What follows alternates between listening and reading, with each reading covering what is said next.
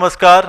आपल्या सगळ्यांचे स्वागत. पै पाहुण्यांचे, आप्तेष्टांचे, नातेवाईकांचे, ज्येष्ठांचे मनपूर्वक स्वागत. माझं नाव मिलिंद आपटे. सगळ्या उपस्थितांचं मी हार्दिक स्वागत करतो. आजचे आपले उत्सवमूर्ती श्री अजित वसंत वर्तक यांच्या जयसमधला एक बालमित्र आणि एक शुभचिंतक.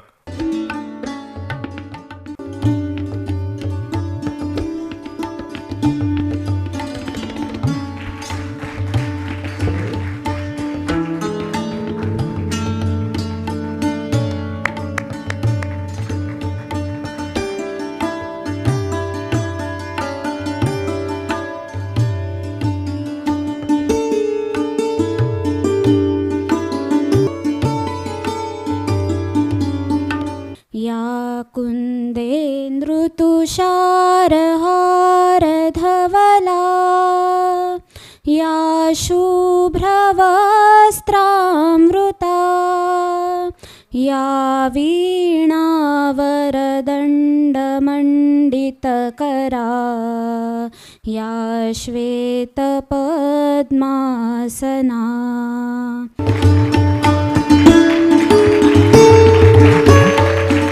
प्रवीण दवणे, खूप खूप छान स्वागत करूया.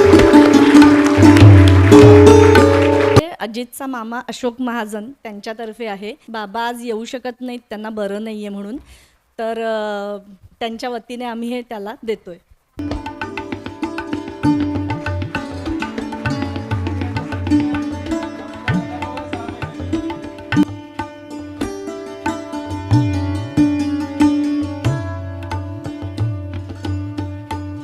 प्रवीणजी आणि स्मिताताईंना विनंती करतो की त्यांनी प्रकाशन पुस्तकाचं करावं. 2 भाग आहेत. भाग 1 साठी डॉक्टर स्मिता दातारांचीच प्रस्तावना आहे आणि भाग 2चा अभिप्राय प्रवीणजींनी दिलेला आहे. आपल्या गोरेगावकर डॉक्टर स्मिता दातार, थोडक्यात परिचय करून देतो. स्मिताताई जनरल फिजिशियन आणि सौंदर्य तज्ज्ञ म्हणून गेली 30 वर्ष कार्यरत आहेत. गेली 10 वर्षाहूनही अधिक काळ तितक्याच ताकदीने त्या लेखिका म्हणून काम करत आहेत. व्हायोलिनिस्ट DK दातार यांच्या सुनबाई आणि त्यांचं पुस्तक गाणार व्हायोलिन, त्याचं द व्हायोलिन सिंग्स हे त्यांचं गाजलेलं पुस्तक. या पुस्तकाला 5-6 राज्यस्तरीय पारितोषिकंसुद्धा मिळालेली आहेत. त्याच्यानंतर चौकोनाचा 5वा कोन, प्रभुअजी गमला, फक्त तिच्यासाठी, अशी काही त्यांची गाजलेली पुस्तके ग्रंथाली प्रकाशनातर्फे प्रसिद्ध झाली आहेत.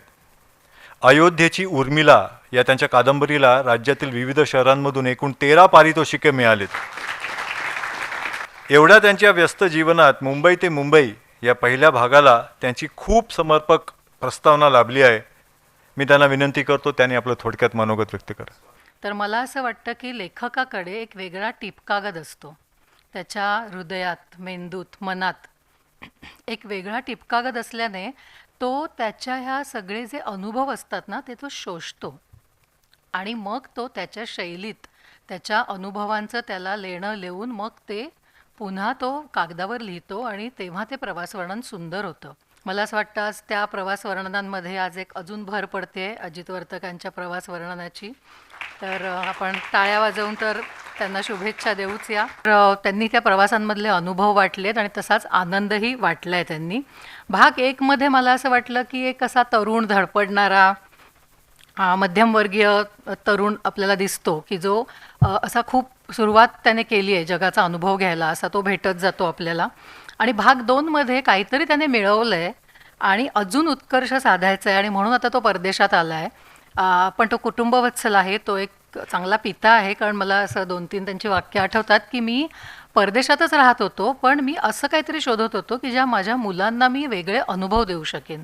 तर हे वाक्य मला खूप महत्त्वाचं वाटलं. हे आपण आपल्या जीवनात सुद्धा अंगीकारण्यासारखं आहे की परदेशात मला वाटतं ते फ्लॉवर शो बघायला गेलेले आणि ते सगळ्यांच्या बंगल्यांच्या बॅकयार्डमध्ये होते फ्लॉवर शो.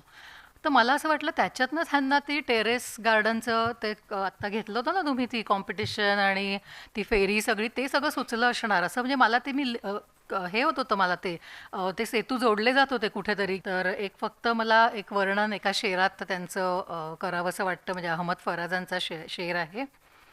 किसी को घर से निकलते ही मिल गई मंजिल, म्हणजे लोक घरातनं निघतात आणि कोणाला पटकन मंजिल सापडते, कारण कोणी फार कष्ट नसतात करायचे लोकांना. किसी को घर से ही निकलते ही मिल गई मंजिल, कोई इनकी तरह उम्रभर सफर में रहा. म्हणजे हे उम्रभर एक पर्यटक आहेत. पर्यटक म्हणजे तुम्ही स्वतः तिथे जायला हवं असं नाही, तुमची नजर पर्यटकाची असते आणि त्याच्यातनं तुम्हाला ह्या भटक्याला भटकंतीतून जग सापडत जातं. तसं मला असं वाटतं अजित वर्तकांचं वर्णन आहे आणि त्यांच्या ह्या पहिल्या पुस्तकाला खूप खूप शुभेच्छा. आणि ह्या सगळ्या अजून त्यांचा प्रवास पुढे होऊन देत अशी आपण शुभेच्छा मी आज त्यांना देते. आणि तुम्हाला सगळ्यांना खूप धन्यवाद. अजितजी खूप धन्यवाद मला इथे बोलवल्याबद्दल. थँक्यू. प्रवीण दवणेंची ओळख नव्याने काय करून द्यायची, ते एवढे सुप्रसिद्ध आहेत. गेली 30-35 वर्ष आज ते गीतकार, लेखन, साहित्यिक म्हणून आपल्या सगळ्यांना परिचित आहेत. निघालो घेऊन दत्ताची पालखी हे गाणं त्यांचंच आहे. जितक्या सहजतेने भक्तिरसाने ते गातात, तेवढं लिहितात, तितक्याच प्रकटपणे तेजोमय नाद ब्रह्म हे असंही म्हणतात. खूप खूप धन्यवाद. नमस्कार, मनपूर्वक नमस्कार. पुस्तकाचं प्रकाशन म्हणजे एका अर्थाने त्या लेखकाचा पुनर्जन्म असतो. आणि आज मला खूप आनंद होतोय की आपल्या सगळ्यांचे आवडते अजितजी यांनी अतिशय जाणीवेने जो प्रवास केला, केवळ टिपणं काढली नाहीत तर त्यात लालित्य भरलं. अशा तऱ्हेच्या 2 भागात असलेल्या मुंबई ते मुंबई या पुस्तकाचं प्रकाशन झालं असं मी आणि स्मिताताईंच्या वतीनं सभागृहाला मी जाहीर करतो. अजितजींचा आणि माझा परिचय याच व्यासपीठावर सुहासजी कबरे यांच्यामुळे झाला. आणि मला असं वाटतं की नियतीच्या मनामध्ये सुद्धा व्यक्तीच्या नात्याचा एक प्रवास असावा. माणसं आपण अनेक प्रकारची पाहतो, परंतु पायाला चाकं आणि मनाला पंख असणारी माणसं उत्तम प्रवास करू शकतात. गंमत म्हणजे पहा की वडील रेल्वेमध्ये, आणि त्यामुळे आपोआपच एका अर्थाने आयुष्य रुळावर गेलेलं. त्यांच्या आईंना दिंडी, अध्यात्म, माऊली, पंढरी याची एक आतून ओढ. आणि बालपणी दृश्य त्यांनी पाहिलं की पंढरपूरहून आलेले जे वारकरी आहेत त्यात आपणही पुन्हा घरी आलो की शेजारचे पाजारचे येऊन आलेल्या त्या वारकऱ्यालाच नमस्कार करतात. त्याचं वर्णन इतकं छान केलं आहे की रंगाने काळी ठिक्क जणू काही विठ्ठलाचीच मूर्ती असावी तसे आपण होऊन जातो. आणि मग आपल्यालाच विठ्ठल समजून नमस्कार केला जातो. अजितना हे भाग्य लाभलं की व्यवसायाच्या निमित्ताने जणू काही त्यांच्या हातात पुढच्या प्रवासाचं एक तिकीटच येऊन पडलं. या पुस्तकाचं बलस्थान जे आहे ना ते त्यांच्या संवादी शैलीत आहे. मला यांचं वैशिष्ट्य हे वाटतं की इतका सगळा प्रवास करताना त्यांना कितीतरी त्रास झाले असतील, छळ झाला असेल, रखडपट्ट्या झाल्या असतील, कितीतरी अपमानही झाले असतील, हे सगळं आहे. पण अजित साहेब तुमचं हे एक जगावेगळं निराळं वैशिष्ट्य आहे की तुम्हाला आयुष्यामधलं जे जमा आहे, जे काही प्रकाशमय आहे, सकारात्मक आहे, तेवढंच आठवतं. हे वैशिष्ट्य आहे तुमचं. फार वेगळेपणा असतो. आणि मला असं वाटतं की हे एक पोथीत नसलेलं एक अध्यात्म आहे, एक जगण्यातलं अध्यात्म आहे, नामस्मरणाच्या पलीकडचं असं हे एक अध्यात्म आहे. अशा रीतीने कुणाहीकडे जा, राहा, बोला. स्वागत झालं तर ठीक आहे, नाही झालं तर त्याचं न झालं पण स्वीकारा. या सगळ्या टाळ्या वाजतात याचा अर्थ यांच्या घरात तुमचं फारसं झालेलं दिसत नाही आहे असं दिसतं. वारकरी मनाची आई आणि तिला साथ देणारे वडील आणि घरच गुरुकुल याच्यामुळेही भाववृत्ती निर्माण होते आणि त्याच्यामुळे हा सगळा प्रवास सुवास झाला आहे. ही माझी वैयक्तिक भावना आहे. तपशील सगळे तुम्ही बघाल, पण मी जे टिपलं आहे त्याच्यातलं मला समृद्ध करणारं काय आहे तर राजगडाविषयी तुम्ही लिहिलं आहे. तर किल्ला कुठे, बुरुज कुठे, अमुक धमुक, अमुक इतक्या साली इतकं बांधलं, तमुक समुक झालं वगैरे हे सगळं लोक लिहितात. त्याच्याविषयी वाचायचं तर मग त्यांचं पुस्तक कशाला वाचायचं. परंतु एक ओघाने असा वेगळा तपशील येतो. म्हणजे तुम्ही ऐकल्यावरही म्हणाल आणि मनातल्या मनात प्रवीण दवणे वाचून बोलतायत. म्हणून तर प्राध्यापकाची सवय असते अनेकदा ठोकून देतो ऐसाची. परंतु त्यांनी किल्ला बघत असताना एक वेगळ्या तऱ्हेचं टिपण केलं नजरेने. ते म्हणजे तिथे एक तरुण किल्ला स्वच्छ करत होता. प्लॅस्टिक अमुक दमुक सगळं स्वच्छ करत होता. वेगवेगळे किल्ले तो तरुण निवडतो आणि किल्ले स्वच्छ ठेवतो. आता हे प्रत्यक्ष प्रवास वर्णनातला भाग नाही आहे, पण किल्ला बघताना छत्रपती शिवरायांची उत्तुंगता, त्यांचं शौर्य, धैर्य हे सगळं येतं. शहारा येतो आपल्याला छत्रपती म्हटल्यानंतर. पण भविष्य जपण्यासाठीच अशा इतिहासावर प्रेम करायचं असतं आणि त्यासाठी वर्तमान जागा लागतो. त्या तरुणाचं नाव पण काय निघावं योगायोगाने, कमाल आहे ना, मंगेश भोसले. म्हणजे हा पण एक छान योगायोग वाटतो की त्या मंगेश भोसले आडनावाच्या मुलाने संपूर्ण त्या किल्ल्याच्या स्वच्छतेचं अभियान उघडलं होतं. मला आपल्याला सांगायचं हे की ही जी एक मर्मस्थळं असतात, बलस्थान असतं, त्यामुळे तो लेखक आपल्याला कळत जातो. भारताच्या काही स्थळांची करताना भिगवणबद्दल त्यांनी लिहिले. तो सगळा भाग म्हणजे एक जमलेला ललित लेख झाला आहे असं मला वाटतं. पण तुम्ही फ्लेमिंगो पक्षाबद्दल जे लिहिले ती ओळ इतकी छान आहे. त्यांनी असं म्हटलं आहे की एका किनाऱ्याला फ्लेमिंगोंची फौजच्या फौज जणू आमच्या स्वागताला सज्ज होती. आपल्या डोळ्यापुढे असं येतं. आता खरं म्हणजे फौज सज्ज होणं हे वेगळ्या अर्थाने असतं, पण इथे जी फौज आहे ती फ्लेमिंगोंची आहे, निरागस आहे, तिथे शस्त्र नाही, तिथे सौंदर्य आहे. अशा ज्या किमान छोट्या छोट्या अशा एक वेगळ्या टिपा देत तुम्ही जाता ते मला फार छान वाटलं. परंतु या सगळ्यांच्यामध्ये त्याच सगळ्या लढाक झाल्यानंतर किंवा आधी लाल किल्ल्याचं तुम्ही वर्णन केलं आहे. सगळ्यांनी पाहिलेला असतो लाल किल्ला, किंवा आपण दिल्लीत गेलो आग्र्याला की आपण ते पाहतो, पण त्यांचं वाक्य तिथे येतं.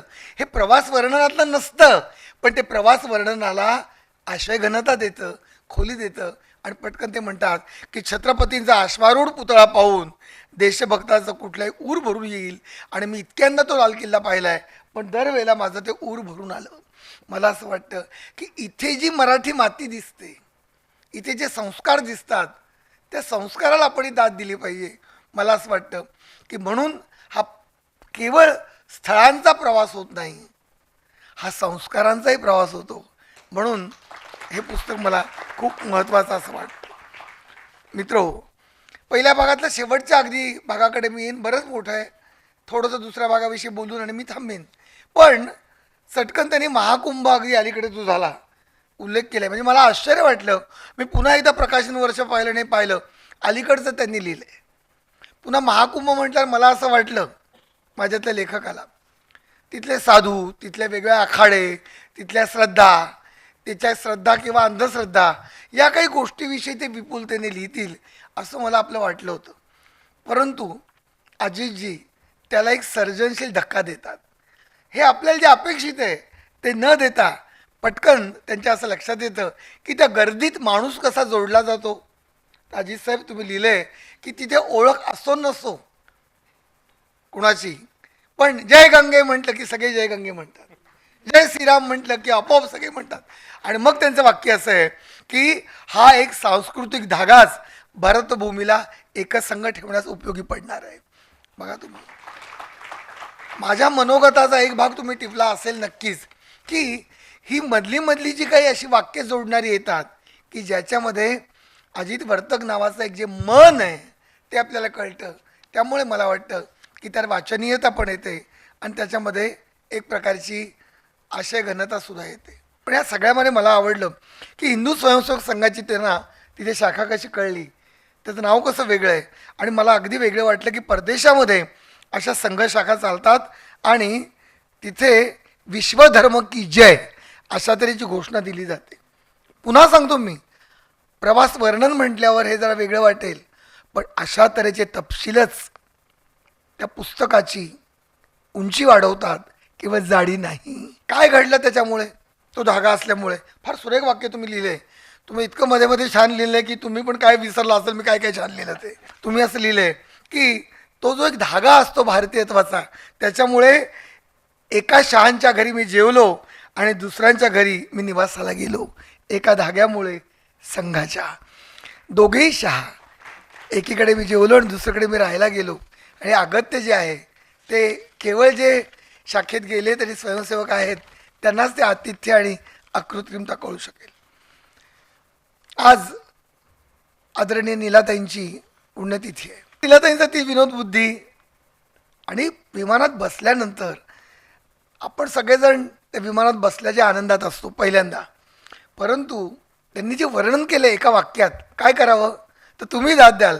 त्याने असं लिहिलं आहे की विमानात बसल्यावर जाणवतं की इथून तिथून सगळं आकाशच तुम्हाला व्यापून टाकतं. क्या बात आहे.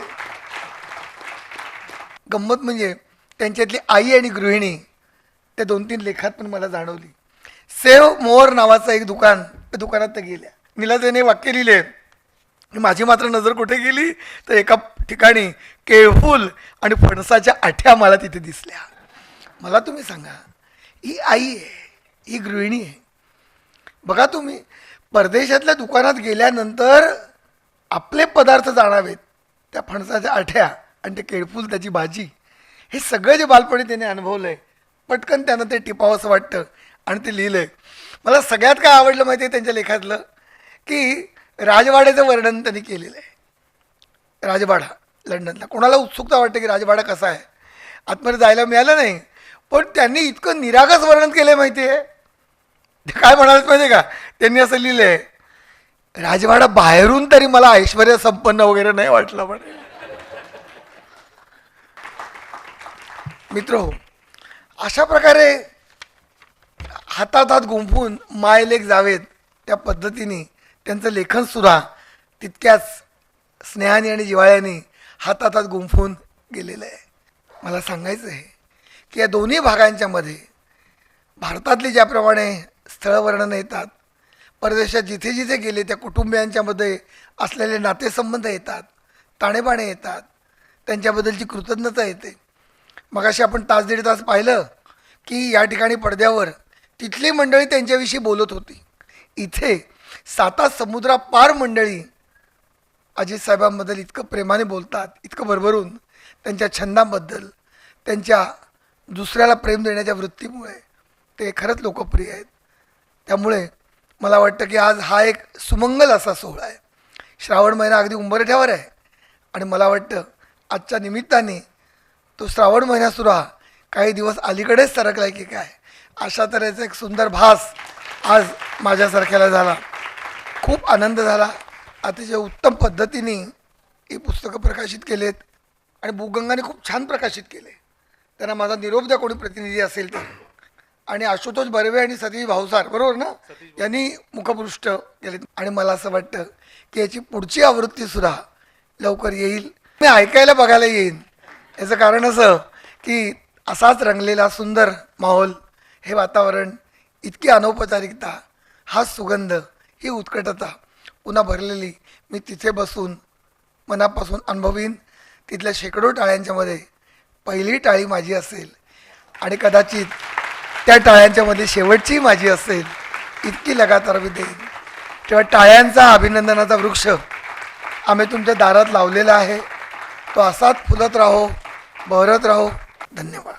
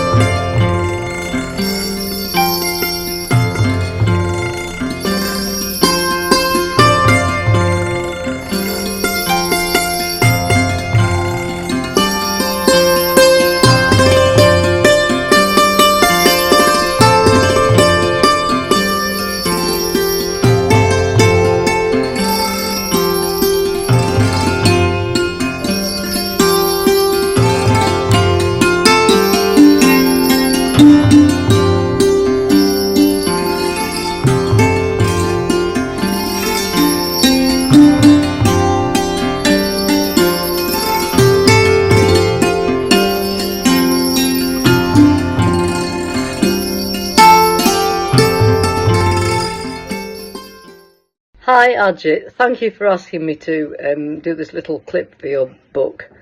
I'm Viv, and I was Ajit's landlady for quite a long time when he came to the UK. He arrived there as a good man with his lovely wife, Sushita, and his 2 children. They were a great family unit. It was not long before Ajit, in his hospitable way, invited me for a meal. And after that, the die was cast and we became friends. I gave Ajit my dad's stamp collection, and I'm really touched that to this day he still treasures it, because sadly my dad has passed away, but I love to think that my dad's stamp collection, through my dad's stamp collection, he lives on, with Ajit looking after the collection and caring for it. Ajit had to leave for India at one stage, but when he did come back again, he came back to my flat. In fact, the very same flat. It was as if it was waiting there for Ajit and his family to return, as if it was his flat for him. Ajit and his family came to my wedding, and it was lovely that he accepted our invitation. We were privileged by that, and we still treasure the photographs of him and his family at our wedding on that day. Thank you for coming, Ajit and family.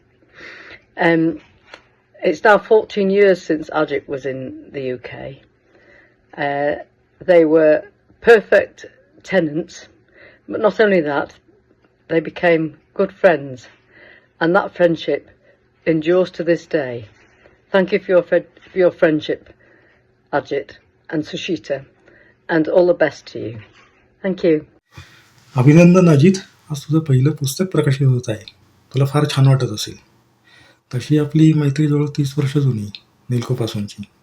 पण ONGC प्रोजेक्टवरती एकत्र काम केलं. साधारणतः ही गोष्ट असेल 95 सालची. मला तो पहिला दिवस चांगलाच आठवतोय प्रोजेक्टवरचा. जुहू एअरपोर्टवरती ते ONGC ऑन साईटला जायला आपल्याला हेलिकॉप्टर पकडायला लागायचं. तर त्या हेलिकॉप्टरची काही अशी फिक्स टायमिंग वगैरे नसायचं, कारण हेलिकॉप्टर जेव्हा अवेलेबल असेल आणि प्रेफरन्सप्रमाणे जेव्हा तुमचं नंबर येईल तेव्हा तुम्ही तिथे हजर असायला लागायचं. म्हणून सकाळी 7:30ला रिपोर्टिंग करायला सांगितलं होतं. मी पोहोचलो 7:30ला. तुला देखील बोलवलं होतं, पण तुझा काही पत्ता नाही. हळूहळू एअरपोर्ट अनाऊन्स होत होत्या, नावं अनाऊन्स होत होती. 7:30चे 8 झाले, 8चे 8:15 झाले. माझी मनातल्या मनात धाकधूक वाढत होती की अरे बापरे, बहुतेक आज आपल्याला जायला मिळणार नाही. आपलं हेलिकॉप्टर मिस होणार. ऑफिसमध्ये जाऊन शिव्या खायला लागणार. मोरावला रिक्षाचं रिइम्बर्समेंट फॉर्मवरती सही करायला खारखूर करणार. तुला मनातल्या मनात बऱ्याच शिव्या घातल्या. शेवटी तू 8:30ला तिथे आलास. मी तुला म्हटलं अरे तुला 7:30ला बोलवलं होतं, आता 8:30 झालेच. तर तू शांतपणे म्हणाला, हे बघ आपलं अंधेरीचं ऑफिस 8:45ला चालू होतं. मी इथं पार्ल्याला 8:30ला पोचलो आहे. जवळजवळ म्हणजे 15 मिनिटच असं लवकरच पोचलेलो आहे मी मनातल्या मनात म्हटलं अरे बापरे, हा तर एकदम नियमाप्रमाणे चालणारा माणूस दिसतोय. नियमबाह्य वगैरे काही नाही. असो, इथे ONGC ऑन साईटला म्हणजे बॉम्बे आयला राहायला लागायचं. खाण्यापिण्याचे काही प्रॉब्लेम नव्हते. सगळ्या टाईपचं तिथे फूड असायचं. म्हणजे Chinese, continental, Punjabi, north Indian, south Indian, Marathi सगळ्या टाईपचं फूड असायचं. बफे असायचा. पण हे एवढं सगळं सोडून तू खिचडी ऑर्डर करायचास. ते खिचडी नसायची मेन्यूमध्ये, पण ती तुझ्यासाठी बनवायची ती. तू ते एकदम मिटक्या मारून खायचास. असं तू लहान सहान गोष्टीमध्ये सुद्धा तू आनंद शोधणारा माणूस आहे. तर तुझ्यासारखा मित्र असणं फार भाग्याची आहे. तू अजून अशी बरीच पुस्तकं लिही आणि त्याच्यासाठी तुला खूप साऱ्या शुभेच्छा. अजित आणि सुचेताची ओळख माझी UK मध्ये झाली 20 वर्षापूर्वी. तेव्हा अजित कामानिमित्त लीड्सला आलेला होता. ते काही वर्ष होते लीड्सला आणि आम्ही न्यूकॅसलमध्ये होतो. पहिल्या भेटीतच असं वाटलं की आम्ही एकमेकांना इतके वर्षापासून ओळखतोय आणि माझी आणि सुचेताचं पण सूत पटकनच जमलं. आम्ही बरेच वेळा एकमेकांकडे विकेंडसाठी जायचो, राहायचो, फिरायला जायचो बरोबर. सुचेताने माझ्यासाठी डोहाळे जेवण आयोजित केलं होतं आणि ते मला आजही तितकंच आठवतं. अगदी आपुलकीने आणि प्रेमाने तिने सगळं केलं होतं. सुचेता आणि अजित दोघंही अतिशय मनमिळाऊ आणि प्रेमळ आहेत. आणि मला आठवतं अजितने त्याच्या लग्नाची गोष्ट सांगितलेली की 30 मुली बघितल्या, पण आता समजू शकते की त्याने अगदी योग्य निवड केली. आणि सुचेता नेहमीच खंबीरपणे त्याच्या पाठीशी उभी असते, सगळ्या निर्णयांना साथ देते. आज त्यांच्या पुस्तक प्रकाशनाच्या निमित्ताने मी दोघांचंही अभिनंदन करते अगदी मनापासून. आणि पुढील वाटचालीसाठी आमच्या शुभेच्छा नेहमीच त्यांच्याबरोबर असते. नमस्कार मित्रांनो, माझे नाव अनुपम धर्माधिकारी आणि मी इंग्लंडमध्ये बर्मिंगहॅमजवळ सोलिहल शहरामध्ये असतो. माझी आणि अजितची मैत्री आता जवळजवळ 20 वर्षांची आहे. आजचा दिवस खरं तर खूप खास आहे आणि माझ्यासाठी आणि आपल्यासाठी अत्यंत आनंदाची आणि अभिमानाची गोष्ट आहे की अजितचे पुस्तक प्रकाशित होत आहे. खरं तर या प्रसंगामध्ये तिथे प्रत्यक्ष हजर असू शकत नाही याचं हळहळ वाटते, पण व्हिडिओद्वारे का होईना या कार्यक्रमामध्ये सहभागी होता आलं याच्यामुळे समाधान वाटते. अजितच्या व्यक्तिमत्वाचे खरं तर अनेक पैलू आहेत आणि लिखाणाच्या माध्यमातून सुद्धा अजित किती कमाल करू शकतो हे या पुस्तकाद्वारे दिसते. हे खरंच वाटत नाही. म्हणजे त्यांनी प्रत्येक गोष्टींचं इतके सुंदररित्या वर्णन केलं आहे पुस्तकामध्ये की अजित बरोबर केलेल्या त्या 2 ट्रिप्स ज्याचं वर्णन त्यांनी या पुस्तकामध्ये केलं आहे आणि जे तुम्हाला वाचायला मिळेल याचे म्हणजे ते वाचताना त्या गोष्टी परत डोळ्यासमोर उभ्या राहिल्या. तर अजित बरोबर पहिल्यांदा आम्ही वेल्समध्ये गेलो होतो कॅराव्हन पार्कमध्ये आणि नंतर अजित मी जेव्हा सोलिहलला शिफ्ट झालो 2006-07 साली, तेव्हा अजित आणि त्याची फॅमिली आई बाबा वगैरे सगळेच माझ्याकडे आले होते आणि तिथून मग आम्ही सफारी पार्कला गेलो होतो. त्या दोन्ही प्रवासाचं त्यांनी छान वर्णन केलेलं आहे आणि ते करताना त्यांनी त्या जागांचे वेगळेपण, तिथली विविधता, तिथलं सौंदर्य अगदी छान मांडलं आहे पुस्तकामध्ये आणि त्या गोष्टी अगदी छान उलगडून दाखवल्यात. तर ते जेव्हा मी वाचत होतो ते दोन्ही चॅप्टर्स, तेव्हा ते अगदी छान त्या मी प्रत्यक्ष त्या 20 वर्षापूर्वी ज्या प्रवास केले त्या गोष्टी माझ्या डोळ्यासमोर परत छान उभ्या राहिल्या. आणि जेव्हा तुम्ही पुस्तक वाचाल तेव्हा सुद्धा तुम्हाला त्या गोष्टी वाचताना, अनुभव वाचताना आनंद मिळेल आणि निश्चितच प्रेरणा मिळेल. अजित, तुला या पुस्तकासाठी अनेक अनेक शुभेच्छा आणि तुझ्या लेखणीतून असेच पुस्तकं अजून घडत राहो हीच शुभकामना.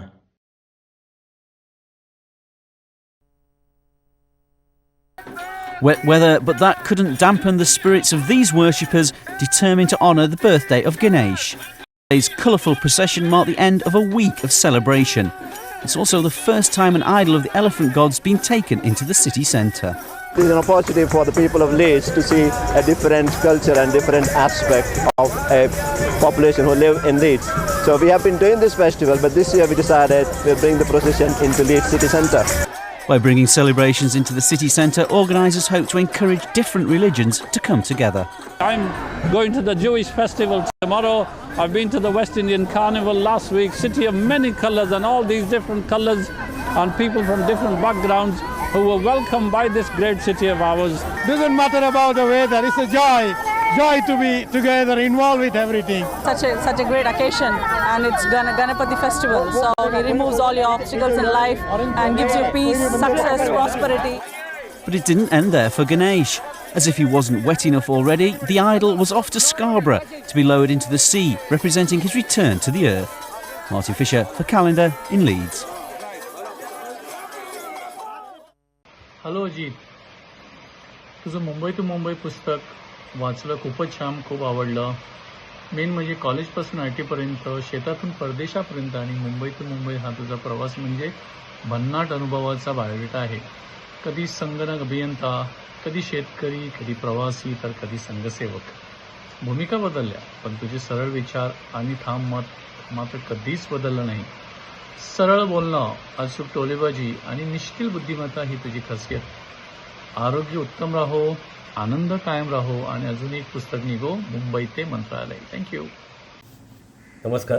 भाग 1 व भाग 2 या प्रवास वर्णन याच्या पुस्तकावर विश्लेषण करायचं झालं तर मी असं म्हणतो की थोड्याच कालावधीकरता प्रवास करून आलेले आणि वर्णन केलेले, प्रवास वर्णन झालेलं आणि 6 वर्षाच्या प्रदीर्घ कालावधीत केलेला नोकरी सांभाळून केलेला प्रवास, तेथे घडलेले अनुभव, त्या अनुभवांची नोंद तारखेप्रमाणे, त्या ठिकाणी काढलेले फोटो, ते फोटो जतन करून ठेवणे व ते व्यवस्थितपणे मांडणी करून पुस्तक रूपाने प्रकाशित करणे हे खूप कौतुकास्पद आहे.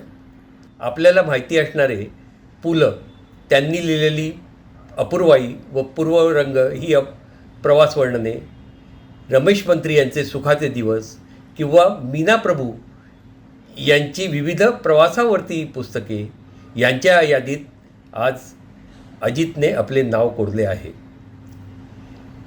मला खरं सांगायचं तर या पुस्तकाचं जेवढं अजितचं कौतुक करायचं आहे तेवढं मला कैलासवाती नीलाताई वर्तक यांचेही आभार मानायचे आहेत.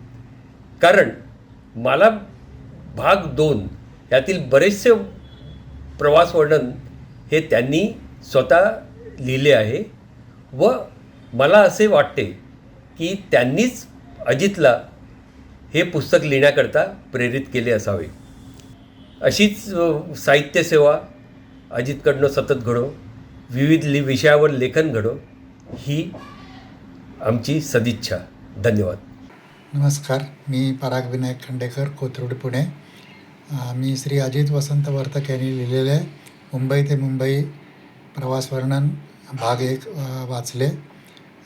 हे पुस्तक इतके उत्कृष्ट आणि छान लिहिलेले आहे की हातात घेतल्यानंतर 2 दिवसात मी संपूर्ण पुस्तक वाचून काढले. त्यातले अनुभव आणि आजूबाजूचे वर्णन वगैरे अत्यंत छान, सोप्या आणि सहज सुंदर भाषेत लिहिलेले आहे. असे वाचताना असे वाटतं की जणू काही आपण पण तिथे आहोत. धन्यवाद. प्रिय अजित वर्तकजी, आपण नंबर 1 आणि नंबर 2 जे मुंबई ते मुंबई हा खडतर प्रवास आपण खूप चांगल्या प्रकारे आपल्या दोन्ही व्हॉल्यूमद्वारा भारत आणि विदेशामध्ये जाऊन आणि शेवटचा आपला प्रवास आपण या देशाला वनराई कशी प्राप्त करून देणार ह्याविषयी जे आपण म्हटलं, जे काही प्रयत्न केलेले आहेत ते प्रयत्न तुमचे एकदम स्तुत्य वाखाणण्यासारखे असून अशीच आपल्या पराक्रमाची जी स्तुती आणि याचं ते नेहमी झळकत राहावं या उद्देशानं मी आपणाला आपले 2 शब्द करून तुमचा हा प्रवास आणखी संघर्षमय जरी असला तरी या प्रवासात तुम्ही कधी प्रकारे खंड पाडू नये हीच मी आपणाशी एक म्हटलं म्हणजे सदिच्छा व्यक्त करू शकतो आणि माझे 2 शब्द या ठिकाणी थांबवतो.